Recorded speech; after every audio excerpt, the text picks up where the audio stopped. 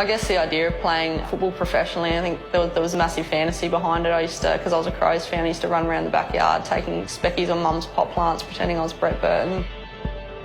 Because I was the only female in the entire league, I was the only girl at school that played, and there was only the men's league that the women couldn't play, and I just assumed it was only ever going to be a fantasy and it was never going to happen. And my first reaction when the league started establishing it, I think it just made the 8-year-old inside of me very happy, sort of knowing that it was potential, that it could come true, and all it took was just me in the end and how hard I worked towards it. If you have a love for something, you will find a way. So I've worn headgear since I started playing rugby when I was a kid. I was tiny compared to the boys, so I think it just gave mum a sense of security knowing I was a little bit protected out there, and I think she never really came to watch me play too much because I would just get absolutely smashed by the boys. She's got a vision impairment. She just sort of struggles to follow me on the field. She turned around to me one day and said, I might be able to actually see you on the field if you spray paint your headgear pink.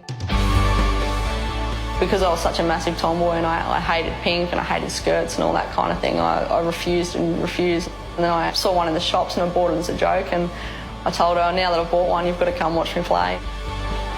I did it for that game, I just haven't stopped since. When I'm out there playing footy, I'm thinking of her and thinking of my family, so I think it's become a pretty significant part of my game. So I'm posted up in Darwin, working as a medic in the army. I moved to Darwin and I was 19 years old and weighed 55 kilos, and I knew I was going to have the opportunity to go out and support sort of the male-dominated combat units, and I wanted to be able to hold my own weight, and I wanted the guys to sort of be able to rely on me. The mentality that I have with my fitness is the same mentality I go into sort of the medical side of things.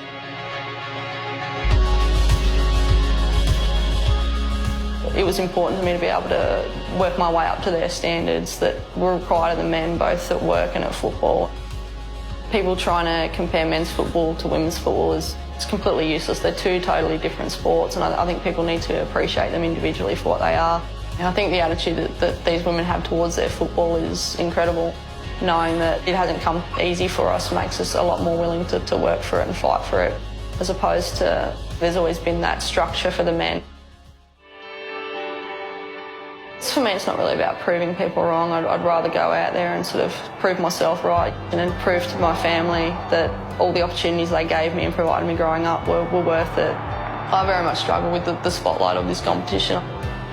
The biggest impact I want to have is with the girls that are on the field with me, and being able to leave them with that sense of trust and compassion, and be able to walk away from footy with just that.